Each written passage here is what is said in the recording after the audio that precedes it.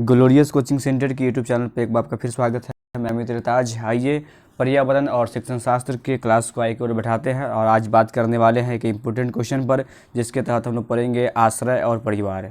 आश्रय कहने का मतलब हुआ घर, यानी हम लोग पढ़ेंगे आमतौर पर पशु पक्षी किस प्रकार के घर में रहते हैं, और परिवार यानी फैमिली मेम्बर के बारे में पढ़ेंगे, जिसमें हम लोग इस टॉपिक को बिना पढ़ाने का मेन मकसद है कि सीईटी एग्ज़ाम में इससे क्वेश्चन बहुत सारे बनते रहे हैं और बनने की संभावना है, इसलिए आप इस टॉपिक को बेहतर ढंग से पढ़ेंगे। और यदि आप हमारे चैनल पर पहली बार विजिट किए तो हमारे चैनल को सब्सक्राइब करेंगे, साथ ही बेल आइकन भी प्रेस करेंगे, ताकि आप सीटेट से संबंधित तमाम इन्फॉर्मेशन से आप अप टू डेट रहेंगे। तो आइए शुरू करते हैं कि आखिर आश्रय क्या है और इसके बारे में विस्तार पूर्वक पढ़ेंगे। देखिए, आमतौर पर इस पार्ट्स में हम लोग जो पढ़ने वाले हैं, आश्रय में हम लोग पढ़ेंगे आश्रय, जानवर के आश्रय, पक्षियों के घोंसले, घर मनुष्य का आश्रय, विभिन्न क्षेत्रों में पाए जाने वाले विभिन्न प्रकार के घर के बारे में पढ़ेंगे। परिवार में हम एकल परिवार के बारे में पढ़ेंगे, संयुक्त परिवार के बारे में पढ़ेंगे, और पारिवारिक वृक्ष के बारे में पढ़ेंगे, आनुवंशिकता के बारे में पढ़ेंगे, और परिवार के कार्य, परिवार में रक्त समूह, और उसके बाद में कुछ अभ्यास के प्रश्न भी लेंगे। तो आप वीडियो के अंत तक बंद रहेंगे ताकि आपको इस टॉपिक को समझने में ज़्यादा आसानी होगी, और अंत में आप कुछ क्वेश्चन को भी इस चैप्टर से करके जाएंगे। तो ये शुरू करते हैं। पहला आता है आश्रय क्या है। आमतौर पर इसको घर से लेंगे, जैसे आमतौर पर हम लोग भी एक प्राणी है, और प्राणी जैसे में है तो हम लोग को घर की रिक्वायरमेंट पड़ती है, और आमतौर में आप लोग भी घर में ही रहते होंगे। ठीक है, शुरू करते हैं। आश्रय कहने का मतलब हुआ जिस जगह पर जीव रहते हैं उस जगह को उनका आश्रय कहा जाता है। अलग अलग जीवों का आश्रय अलग अलग होता है। कुछ जीव अपना आश्रय बना लेते हैं जैसे पक्षी, तो कुछ जीव अपना आश्रय नहीं बनाते जैसे बंदर। कुछ जीव मनुष्य के घरों में रहते हैं, तो कुछ जीव जंगल में रहते हैं, कुछ जीव पेड़ पर रहते हैं, तो कुछ जीव पानी में रहते हैं, कुछ जीव जमीन पर रहते हैं, तो कुछ जमीन के नीचे रहते हैं। यानी हम इस टॉपिक में इसके अंतर्गत हम बात करने वाले हैं तमाम आश्रय के बारे में, जो जीव के संबंधित हो, या जमीन के अंदर रहते हो, या पानी के अंदर में। आमतौर पर पानी के अंदर कौन, मगरमच्छ है, मछली है, मेढक है, ये पानी के अंदर रहते हैं। कुछ जीव आपके धरती पर रहते हैं, कुछ जीव हम लोग के साथ में रहते हैं, यानी जहाँ मनुष्य रहता है वहाँ पर भी रहते हैं। आमतौर पर कुत्ता हो, बिल्ली हो, गाय हो, है कि आमतौर पर मनुष्य के घर में भी रहते हैं। तो हम तमाम के चीज़ों के बारे में बात करेंगे, और खास तौर पर जो क्वेश्चन सीट में बनते रहे हैं कि भारत के अलग अलग राज्य में किस प्रकार के घर बनाए जाते हैं। आमतौर पर ईंटा के हो, मिट्टी के घर होते हैं, पत्थर के घर होते हैं, और उसको बनाने का क्या मुख्य उद्देश्य होता है, ये चीज़ क्वेश्चन आपको सीटी में लगातार बनते रहे हैं। इस वीडियो के मार्फत में हम बात करेंगे। पहले हम बात करेंगे जानवरों के आश्रय। पहले जानवर से हम लेते हैं। देखिए, जानवरों की बात करें तो मनुष्य के घरों में रहने वाले जीव होते हैं। कुछ जीव जो होते हैं मनुष्य के घर में ही रहते हैं। आमतौर पर आप भी अपने घर में इस चीज़ को, इस जंतु को, जीव को आप देखते होंगे, जैसे कुत्ता हुआ, बिल्ली, छिपकली, मच्छर, मकड़ी, चूहा, चींटी आदि। ये सब के सब कहाँ रहते हैं, हमारे घर में रहते हैं। अब जंगल में रहने के वाले जीव की बात करें तो शेर है, हाथी है, हिरन है, गैंडा है, बाघ है, मोर है, चिंपैंजी आदि, ये सब के सब कहाँ रहते हैं, जंगल में रहते हैं। उसके बाद में कुछ जो होते हैं पेड़ पर रहते हैं। आमतौर पर पेड़ पर रहने वाले जीव के बारे में जानते होंगे ना, बंदर को जानते होंगे ना।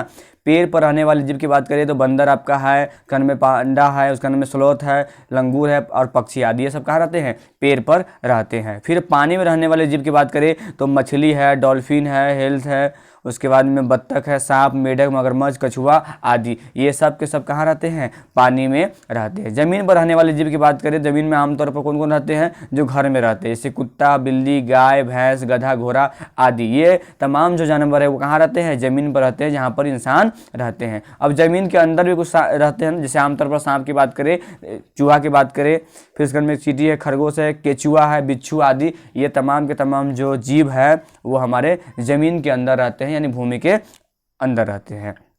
अब कुछ समूह में रहते हैं ना, समूह का मतलब ग्रुप में रहते हैं, जैसे मधुमक्खी, चींटी, ततैया, दीमक आदि, ये सब के सब एक क्या होता है, ग्रुप होता है। ठीक है, और ये सब ग्रुप में आमतौर पर आप चींटी को देखे होंगे, एक लाइन से चलते हुए देखे होंगे ना, एक ही लाइन में आपको चलता हुआ दिखाई देगा। आप एक मतलब मीठा सामान गिरा दीजिए, देखिए एक लाइन से धारा के दिशा में बनते हुए वो चींटी उस वस्तु पर आके लपट जाती है। ठीक है, अब बात करेंगे उभयचर। ये इंपॉर्टेंट है। उभयचर का मतलब क्या होता है, उभयचर मतलब होता है जो जीव पानी में और ज़मीन पर रहते हैं, यानी कहने दोनों में रहते होंगे, वैसे जीव हमको उभयचर कहेंगे। जो पानी में भी रहते हैं और ज़मीन में रहते हैं, दोनों जगह पर रहते हैं, उसको हम उभयचर कहते हैं। ठीक है, जैसे में सांप हो गया, मेढक हो गया, मगरमच्छ आदि। देखिए, ये पूछा था कि निम्नलिखित में से कौन सा उभयचर नहीं है, तो सांप, मेढक, मगरमच्छ है। और इसके अलावा अगर मान लीजिए हम लिख देंगे कुत्ता, तो क्या कुत्ता पानी में रहता है, नहीं रहता है, तो ये उभयचर नहीं है। ठीक है, आगे बात करेंगे, जीवों के रहने के लिए आश्रय का विशेष नामों से जाना जाता है। अब हम कुछ जानवरों को नाम लेंगे जिसके आश्रय, जो उसका घर जो है उसको विशेष नाम से जाना जाता है। जैसे आमतौर पर हम लोग घोड़ा के बारे में जानते हैं, क्या है,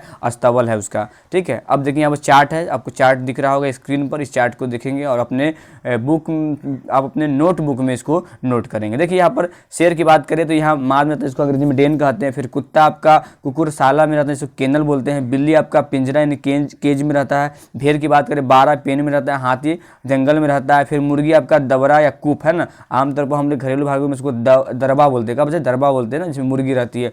घोड़ा की बात करें तो अस्तबल, यही हमने थंबनेल पर भी लगाया होगा, आई होप कि आप थंबनेल को देखा होगा, वहाँ पर लिखा हुआ घोड़ा का जो आश्रय क्या है तो आपका अस्तबल, इसको स्टेबल कहते हैं। क्या कहते हैं, इसको स्टेबल कहते हैं। फिर आपका गाय की बात करें, बैल गाय की बात करें तो इसको साइबान यानी सेंड कहते हैं, ठीक है। मुर्गा मुर्गी के लिए 12 पेन बता ही चुके थे।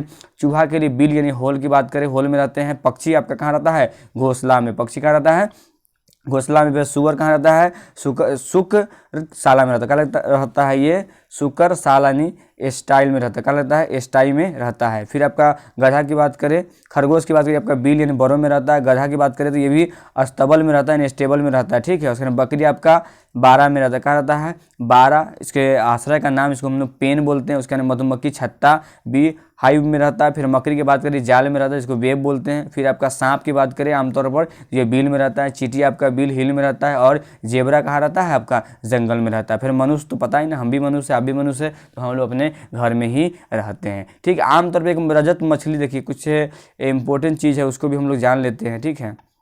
देखिए रजत मछली के बारे में यहाँ पर दिया हुआ है नोट, रजत मछली को छोड़कर सारी मछलियाँ पानी में रहती है। रजत मछली एक कीड़ा है। कुत्ता मछली, उसके बारे में ऑक्टोपस, उसमें विद्युत किरण, हेल समुद्री गाय, तारा मछली आदि समुद्र में पाई जाती है। एक रजत मछली को छोड़कर सारी मछलियाँ पानी में रहती है, ठीक है। ये याद रखिएगा कि ऐसी कौन सी मछली है जो पानी में नहीं रहती, मछली होने के बावजूद भी, तो आपका रजत मछली है। अब पक्षियों के घर के बारे में बात करेंगे। पक्षियों के घर किस प्रकार के होते हैं, ठीक है।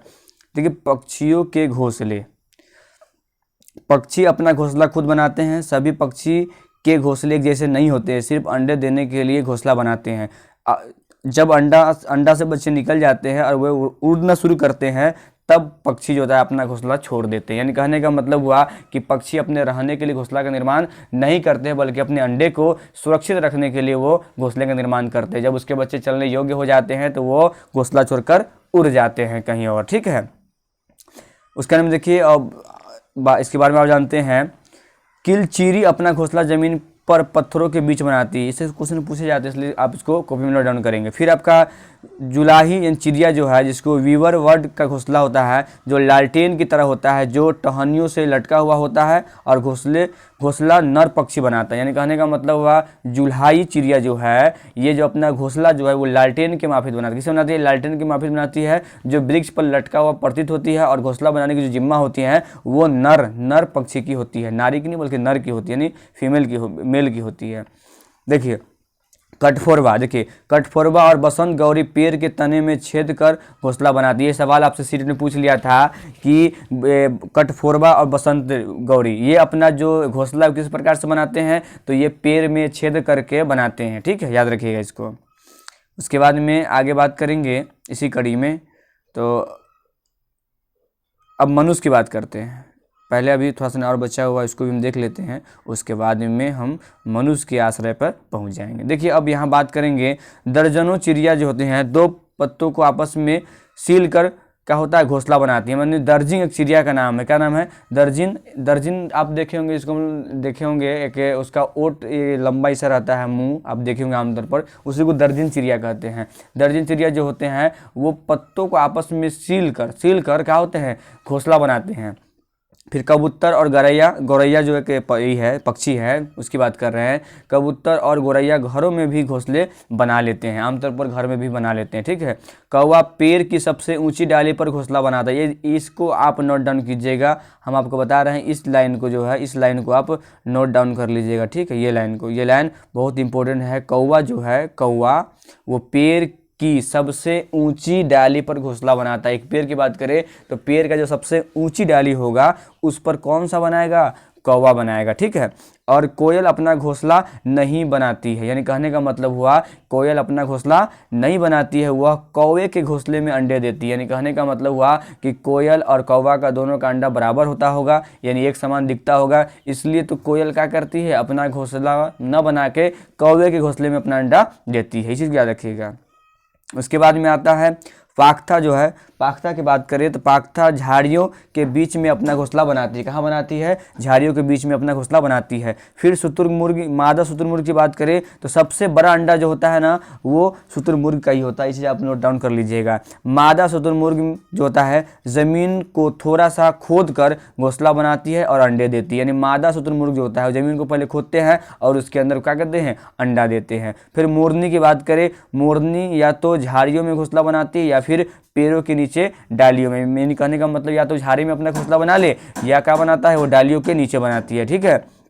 अब चील की बात करें, चील सबसे ऊंचे पेड़ पर घोंसला बनाती है। इसका घोंसला 4-5 फीट चौड़ा होता है, ठीक है। और चील अपने घोंसले को क्या करते हैं, साल दर साल प्रयोग करते रहते हैं। यानी कहने का मतलब हुआ, एक चीज़ अभी हम जस्ट बताए थे, कौवा जो होता है वो किसी वृक्ष के सबसे ऊंची डाली पर बनाता है। गौर से सुनिएगा, क्योंकि यहाँ पर आप चील में थोड़ा कन्फ्यूजन हो जाइएगा। यानी कौवा जो है वो वृक्ष के सबसे ऊंची डाली पर बनाते हैं, लेकिन चील जो है वो सबसे पेड़ के सबसे, यानी जो पेड़ सबसे बड़ा होगा ना उस पर बनाता है। ये अंतर दोनों में है, ठीक है। और उल्लू की बात करें तो उल्लू पेड़ के किसी खोखले भाग को ही अपना घोंसला बना लेते हैं, यानी वो आमतौर पर बना लेते हैं, ठीक। उसके बाद में बात करें गिद्ध की बात करें तो गिद्ध जो है अपना घोंसला सुनसान पेड़ों पर, खोखलों में या चील के छोड़े हुए घोंसलों में, इन चट्टानों की दरारों में, सुनसान जगहों में आदि में बनाते हैं। यानी कहने का मतलब हुआ गिद्ध जो अपना घोंसला कहाँ बनाते हैं, सुनसान जहाँ एकदम सन्नाटा छाया हो या आमतौर पर चील का छोड़ा हुआ घोंसला में अपना वो काम करते हैं। कौन करते हैं? गिद्ध। आपसे सवाल पूछ लिया गया था कि चील के छोड़े हुए घोंसले में कौन जो पक्षी है जो अपना आश्रय बनाता है, तो आपका जवाब होगा क्या? गिद्ध है, ठीक है। अब हम चलते हैं मनुष्य में। आमतौर पर हम लोग मनुष्य है तो अपने घर के बारे में भी जानकारी थोड़ा प्राप्त कर लेते हैं तो ज़्यादा बेहतर होगा, ठीक है। अब देखिए मनुष्य की बात करें तो मनुष्य भी कैसे कैसे घर बनाते हैं। आमतौर पर हम लोग अपने घर में रहते होंगे, कुछ लोग बाहर में टेंट पर भी रहते होंगे, कुछ लोग किराए पर भी रहते होंगे, तो वो अस्थायी रूप से होगा। देखिए आमतौर पर मनुष्य का आश्रय की बात करें तो आश्रय दो प्रकार के होते हैं, एक अस्थायी होते हैं, एक अस्थायी होते हैं। अस्थायी किसको कहेंगे? वह अस्थायी जिसमें कोई जीव या मनुष्य अस्थायी रूप से रहता है, जैसे में जंगल हुआ, फिर जंगली जीव जंतु की अस्थायी आश्रय है, ठीक है। और मनुष्य के लिए क्या अस्थायी? उसका घर है कि नहीं? क्या उसका घर क्या है? वो अस्थायी है। यानी कहने का मतलब हुआ कि घर आश्रय दो प्रकार के बांट सकते हैं, एक हमारा अस्थायी होता है, एक हमारा अस्थायी होता है। आमतौर पर हम लोग अपने घर में रहते हैं, ये हमारा अस्थायी है, लेकिन हम कुछ समय के लिए कई बिजनेस व्यापार के लिए उद्देश्य के लिए कहीं गए और 1 महीने 2 महीने के लिए वहाँ पर स्टेबल हुए, तो वो हमारा आश्रय हुआ, लेकिन वो हमारा अस्थायी आश्रय हुआ। किसे हुआ? अस्थायी आश्रय हुआ, ठीक है। जैसे मनुष्य कुछ समय के लिए कहीं चिड़ियाघर गया या तंबू डाल के या टेंट डाल के अगर वो गुजारा करता है कुछ समय के लिए, तो वो उसका क्या कहलाता है? अस्थायी घर कहलाता है, आश्रय कहलाता है, ठीक है। अब देखिए मनुष्य भी अपने भौगोलिक स्थिति में परिवर्तन के कारण लगातार घरों में परिवर्तन करता है। आमतौर पर पहले की बात करें प्राचीन काल में तो हम लोग मिट्टी घर में हो या खर पतार के घर में भी रहते थे, लेकिन अब जैसे डेवलपमेंट हुआ तो अभी हम लोग कच्चे घर में परिवर्तित कर दिए हैं। देखिए मनुष्य के घरों का रूप समय समय से बदलता रहा है। कभी मनुष्य कच्चा या घर यानी मिट्टी के घर बनता था, तो कभी पक्का ईंटों का घर बनता था। घर का निर्माण निम्नलिखित कारकों पर निर्भर करता है। क्या क्या कारक हो सकते हैं कि आखिर हम समय समय पर अपने घर को परिवर्तित कर रहे हैं? देखिए पहला आता है भौगोलिक। इंपॉर्टेंट चीज़ें भौगोलिक स्थिति के अनुसार ही घर बनते हैं आमतौर पर, ठीक है।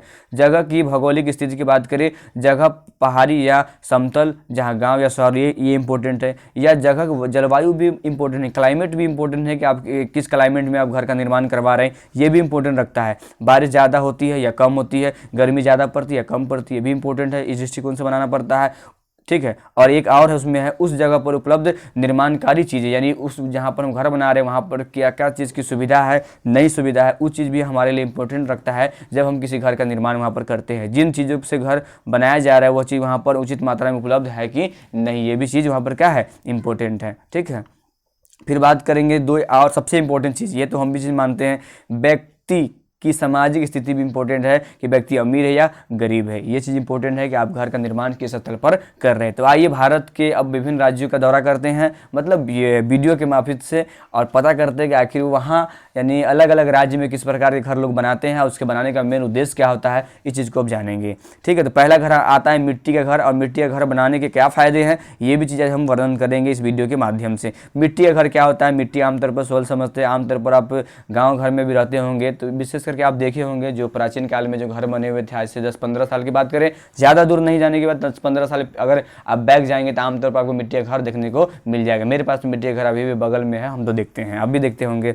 मिट्टी के घर प्रायः गाँवों में पाए जाते हैं। मिट्टी के घर उन जगहों पर भी पाए जाते हैं जहाँ गर्मी ज़्यादा पड़ती है, जैसे राजस्थान। एक क्वेश्चन पूछ लिया था कि राजस्थान में आमतौर पर सामान्यतः घर किस प्रकार के होते हैं, तो मिट्टी के होते। क्यों होते हैं, क्योंकि वहाँ पर गर्म ज़्यादा होती है और जो ठंडा महसूस करने के लिए हमको क्या करना पड़ता है, मिट्टी का बनाना पड़ता है, ऊपर लेप बार बार लेप देना पड़ता है ताकि उसमें वो टूटे नहीं। ठीक है, इन घरों की दीवारें क्या होती है, मोटी होती है ताकि गर्मी अंदर के अंदर प्रवेश न करे। इंपॉर्टेंट चीज़ है, इन घरों की छतें झाड़ी या छप्पर की बनी होती है और कुछ छत पर नीम या कीकर की लकड़ी होती है। नीम या कीकर की लकड़ी होती का प्रयोग किया जाता है ताकि कीड़े न लगे। देखिए आमतौर पर नीम हम देखते हैं और कीकर, देखिए कीकर भी नीम का ही भाई कह सकते हैं उसको, इसलिए कह सकते हैं कि नीम में भी हमारा नहीं लगता है घून, मतलब कीड़े नहीं पड़ते हैं, और इसमें भी कीकर में भी नहीं पड़ते हैं। ठीक है, इन घरों को समय समय पर लीपा जाता है ताकि मिट्टी न टूटे। आमतौर पर पहले एक्सप्लेन कर दिए थे कि इसको हम लीपते हैं और इसको बराबर हमेशा रखते हैं ताकि जो मिट्टी है वो टूटे नहीं। अगर मिट्टी ही टूट जाएगी तो क्या होगा, दिवाली खत्म हो जाएगा। और देखिए इन घरों के फर्श को गोबर से लिपा जाता है ताकि कीड़े न पड़े। ये भी इंपॉर्टेंट चीज़ है, आमतौर पर गोबर से लिपना आप धार्मिक प्रथा को मानते हैं, लेकिन एक चीज़ इसमें बढ़िया चीज़ ये है कि अगर आप अपने दरवाजे हो या दीवार को लिपते हैं तो ये कीटाणुनाशक है, यानी कीटाणु को नाश कर देता है और लंबे समय तक ये चलता है। तो गोबर से लिपने का मेरा मेन मकसद यही होता है।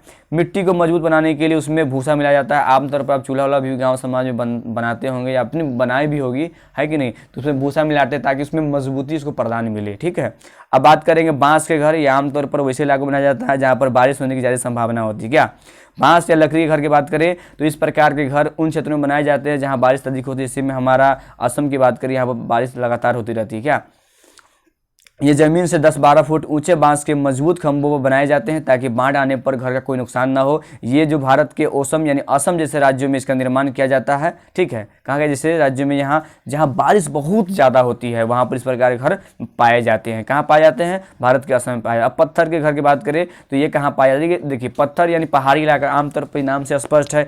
इस प्रकार के घर पहाड़ी इलाकों में बनाए जाते हैं। इन इलाकों में बारिश भी होती है और बर्फ भी गिरते हैं, यानी कहने का मतलब हुआ बारिश भी होती है वहाँ पर और बर्फ भी पड़ती रहती है। इन घरों के छत का क्या होता है, ढलाव बनाया जाता है। इन घरों के छत ढलवा होती है ताकि बारिश का पानी या बर्फ नीचे गिर जाए। कहीं कहीं छत समतल भी होता है, प्लेन भी होता है। ठीक है, पत्थर के घर की बात करें तो पत्थर के घर पर चूने की पुताई होती है ताकि कीड़े ना आए। ये घर की मंजिलें होते हैं या फिर 2 मंजिले होते हैं। लद्दाख की बात करें, एक क्वेश्चन पूछ लिया जाता है, लद्दाख के लोग अपने घर की निचली मंजिल का सामान या जानवर रखने के लिए प्रयोग करते हैं और ऊपर में वो स्वयं रहते हैं। ठीक है, अब आगे बात करेंगे, इसी के आगे बढ़ते हैं और लद्दाख में हम चले हैं ना। लद्दाख यानी जम्मू कश्मीर की बात करें, लद्दाख के लोग अपने घरों को समतल छतों का उपयोग फसल सब्जी आदि सुखाने के लिए करते हैं। इस प्रकार के घर जम्मू कश्मीर, हिमाचल प्रदेश आदि में पाए जाते हैं। यानी पत्थर घर विशेषकर कहाँ पाए जाते हैं, आपका जम्मू एंड कश्मीर में और हिमाचल प्रदेश में पाए जाते हैं।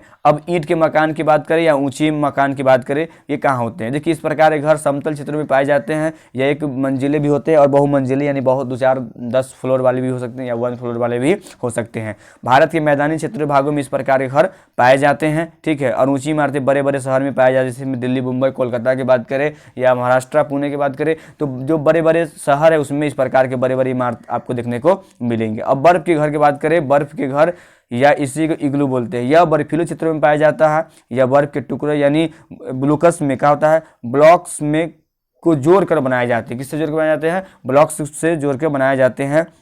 यह कहाँ पाया जाता है आपको, यह एरिस्को शिकारियों का अस्थायी निवास होता है। देखिए इसको आप नोट डाउन कीजिएगा, ये एरिस्को यानी एरिस्कुम शिकारियों का ये क्या होता है, अस्थायी घर होता है, और अस्थायी घर यानी निवास उसका होता है। यह देखिए यह गुंबद के आकार का होता है और इसका प्रवेश द्वार बहुत छोटा होता है ताकि बर्फीली हवा अंदर न प्रवेश करे। इसी बर्फीली हवा प्रवेश करेगा ढहा हो जाएगा। ठीक है, देखिए बर्फ़ की दीवारें के बीच में मौजूद हवा अंदर की गर्मी को बाहर जाने से रोकती है। ठीक है, अब हाउस बोट की बात करेंगे, यानी हाउस बोट यानी जहाज में घर ना। हाउस बोट की बात करें, यह लकड़ी का घर होता है जो हमेशा पानी में रहता है। इस घर में लकड़ी पर खूबसूरत नक्काशी बनाई, नक्काशी का मतलब होता है बहुत मतलब बेहतर मतलब उसमें नक्शा बनाया जाता है, यानी चित्रकारी की जाती है। ठीक है, ये 80 फुट तक लंबा हो सकता है। इस चीज़ को आप कॉपी में नोट डाउन करेंगे। कश्मीर के हाउस बोट की छतों पर लकड़ी की नक्काशी पाई जाती है, जिसे हम लोग खत्म बंद कहा जाता है। क्या कहा जाता है? खत्म बंद कहा जाता है। हाउस बोट की बात करें तो हाउस बोट कश्मीर और केरल में पाए जाते हैं। ये टूरिस्टों यानी पर्यटकों के लिए होता है। आमतौर पर आप केरल का भ्रमण करेंगे या जम्मू कश्मीर का भ्रमण करेंगे तो हाउस बोट से आप मुखातिब होंगे।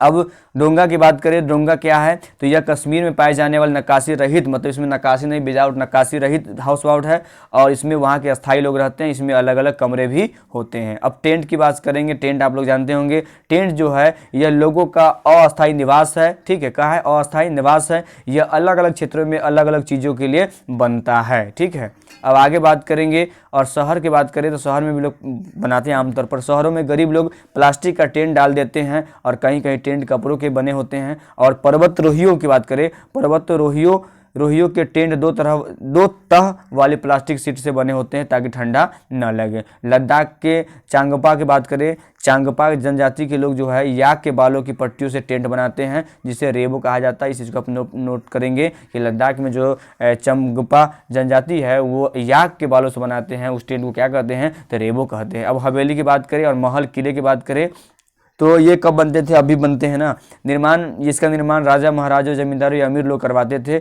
ये बहुत बड़े होते थे और इसमें बहुत सारे कमरे भी होते थे, है कि नहीं? इसमें बहुत सारे कमरे भी होते थे और इनकी छतों की दीवार और दरवाजे और खंभों पर खूबसूरती नक्काशी बनाई जाती थी, यानी बेहतरीन डिजाइनिंग बनाए जाते थे। ठीक है, और इसमें देखिए, और इसमें पत्थर और लकड़ियों के बहुत ज़्यादा प्रयोग किया जाता था। अब बात करेंगे परिवार के बारे में, जो हमारा एक टॉपिक उसमें शामिल हमने किया था। परिवार क्या होता है? आमतौर पर भी है मनुष्य एक प्राणी है, क्या है? एक सामाजिक प्राणी है और समाज में रहता है। आमतौर में भी आपका परिवार होगा, है कि नहीं? और कामना करते हैं कि आपके परिवार में हमेशा खुशहाली बने रहे। मनुष्य जो है, मनुष्य सहित सभी जीव जंतु अपने अपने परिवार, अपने अपने बच्चों के साथ रहते हैं, यानी उसका एक परिवार होता है जिसमें उसके माता पिता, उसके परिवार के सदस्य रहते हैं। ठीक है, तो परिवार क्या है समझ रहे हैं आप? परिवार की अगर बात करें तो परिवार को हम दो भाग में बांटते हैं आमतौर पर। एक आपका एकल परिवार होता है, एक आपका पारिवारिक यानी संयुक्त परिवार होता है। देखिए एकल परिवार में क्या होता है? आपके माता पिता हो, है कि नहीं? आपके माता पिता हो, भाई बहन हो, और आपका भाई क्या होना चाहिए? अविवाहित होना चाहिए, यानी अनमैरिड होना चाहिए, है कि नहीं? तो वो आपका एकल परिवार कहलाएगा। और संयुक्त परिवार के बारे में जानते हैं, इसमें दादा दादी हो, चाचा चाची हो, है कि नहीं? पापा मम्मी हो, है कि नहीं? दादा दादी हो, फूफा फूफी, ये तमाम चीज़ आपका एक ज्वाइंट फैमिली की ओर प्रदर्शित करता है। ठीक है, तो समझ रहे हैं इसको आप? परिवार क्या? देखिए अब हम इसको और बेहतर ढंग से समझा देते हैं आपको। इससे क्वेश्चन बनते रहे हैं और याद रखिएगा, किसी भी समाजीकरण का जो प्रथम जो आपका स्टेज होता है वो आपका परिवार ही होता है। इससे क्वेश्चन एग्जाम में बनते रहे हैं। ठीक है, देखिए परिवार बदलते रहते हैं, अर्थात परिवार के सदस्यों की संख्या कम भी हो सकती है और बढ़ भी सकती है। जब परिवार का कोई सदस्य चला जाता है या किसी सदस्य की मृत्यु हो जाती है तब संख्या कम हो जाती है। जब परिवार में कोई सदस्य आ जाता है या उसकी जन्म होता है तो हमारे परिवार में वृद्धि होती है। आमतौर पर जानते हैं परिवार लगातार परिवर्तनशील है। जो कल था वो आज नहीं है, जो आज है वो कल नहीं, और कल जो आने वाला है वो परिवार का सदस्य है कि नहीं है? एक परिवार के सदस्यों के बहुत से गुण है, एक जैसे हो सकते हैं, जैसे नाक कान आँख रंग आवाज़ हंसी छींक उंगलियां हाव भाव, ये में आपको समानता देखने को मिलेगा। एक सवाल पूछा गया था कि एक दो बच्चे जुड़वे हैं, आम सुनिएगा, आमतौर पर दो बच्चे जुड़वे हैं तो उसके अंदर किस चीज़ की समानता नहीं हो सकती है? तो देखिए उसके शकल, उसकी बोल या उसके हाव भाव सेम हो सकते हैं, लेकिन अंगूठा का जो निशान होता है वो उसमें क्या होगा? विभिन्नता पाई जाएगी। ठीक है, और आगे हम चलते हैं। आगे इसके बारे में क्या बात करेंगे? गुण बच्चों में माता पिता के साथ आपको आता है, पता है याद ना? गुण बच्चों में उनके माँ बाप के साथ से आते हैं। माँ बाप से बच्चों के गुणों के हस्तांतरण को अनुवंशिकता कहते हैं। अनुवंशिकता के बारे में आप बखूबी जानते होंगे, इसको भी जान लेते हैं और इससे सवाल भी पूछे जाते हैं। अनुवंशिकता की बात करें तो ऑस्ट्रिया के ग्रेगोर जॉन मेंडल का है नाम है, जॉन मेंडल, जिनका जन्म 1822 में हुआ था। उन्होंने आनुवंशिकता के जनक कहा जाता है। आनुवंशिकता का जनक कौन है? जॉन मेंडल है, जिनका जन्म कब हुआ था? 1822 में हुआ था। ये ऑस्ट्रिया के थे, है ना। उन्होंने मटर के पौधे पर अपना प्रयोग किया था। ये सवाल पूछ लिया जाता है कि जॉन मेंडल जो थे वो अपना आनुवंशिकता का प्रयोग किस पर किया था, किस पौधे पर किया था? तो आपका किस पर किया था? मटर के पौधे पर किया था। यह पता लगाया कि पिछली पीढ़ी के गुण अगली पीढ़ी में आते हैं। उन्हें मटर के पौधे किस लिए चुना?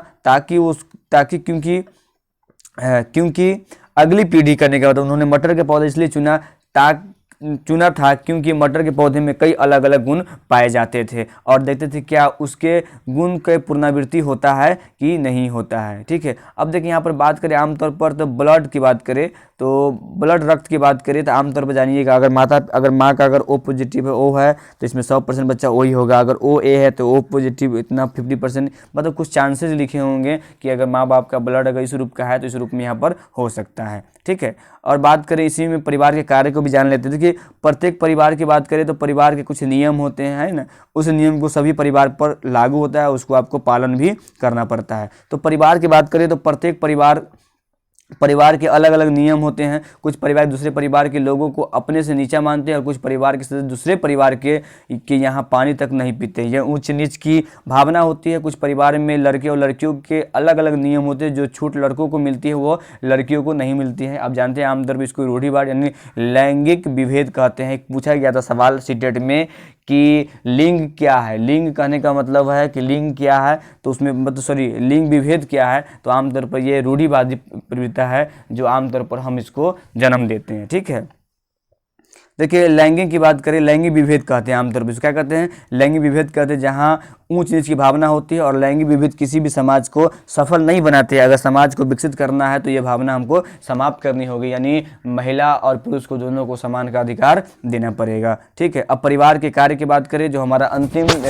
जो ये टॉपिक पॉइंट है उसको भी जान लेते हैं। परिवार के कार्य भी होते हैं। परिवार ही बच्चों का पहला स्कूल होता है। आमतौर पर बताया था ना, बच्चा का सामाजिकरण प्रक्रिया कहाँ से स्टार्ट होती है? परिवार से ही स्टार्ट होती है। ठीक है, सबसे पहले परिवार से ही सीखना शुरू करता है, प्रारंभ करता है। ठीक है, और उसके बाद में क्या होता है? शुरू करता है, यहाँ से बच्चों में क्या होती है? सामाजिकरण प्रक्रिया प्रारंभ होती है। परिवार बच्चों के विकास में मदद करता है। यह माना जाता है कि परिवार होगा वैसा ही बच्चा होगा। आमतौर पर आप जिस परिवार में आपके बच्चे पल रहे हैं, परिवार की ही अवधारणाओं को, उसके अनुभवों को, उसके ज्ञान को वो सीखेंगे। ठीक है, आगे बात करें, परिवार से बच्चे क्या होते हैं? या तो खुश होते हैं या दुख होते हैं। आमतौर पर दोनों चीज़ हो सकती है। परिवार से बच्चे खुशियाँ मनाते हैं और दुख भी बांटते भी हैं। आमतौर पर परिवार से बच्चे अपनी संस्कृति को भी सीखते हैं, किस प्रकार के माहौल में रहते हैं, जो धर्म से आप बिलोंग करते हैं उस धर्म के मतलब वो अवधारणाओं को विकसित करते हैं और सीखते भी है। ठीक है, परिवार से बच्चे मिलजुल कर रहना सीख लेते हैं। भारत में बाल विवाह का निरोध अधिनियम वर्ष 2006 में पारित हुआ था और 2007 में लागू हुआ था। यानी कहने का मतलब भारत सरकार ने जो उम्र जो मतलब फिक्स किया है वो उसमें लड़कियों की न्यूनतम आयु, जो लड़कों की न्यूनतम आयु 21 ईयर्स और लड़कियों की न्यूनतम आयु 18 वर्ष निर्धारित की है। अगर इससे नीचे में अगर विवाह अगर हो रहा है तो वो गैर कानूनी है। अगर इसे करते हुए पकड़े जाते हैं तो उसमें आपको कानून की तरफ से आपको क्या मिलेगा? सज़ा मिलेगा। आई होप कि आप परिवार और विभिन्न राज्यों में पाए जाने वाले घर के संदर्भ में जान गए होंगे। जब नेक्स्ट वीडियो में आएंगे जिससे आगे बात करेंगे। यदि आप यहाँ तक पहुँचे हैं तो लाइक करते जाइएगा। तब तक मिलते हैं, मुझे दीजिए आगे। जय हिंद, जय भारत।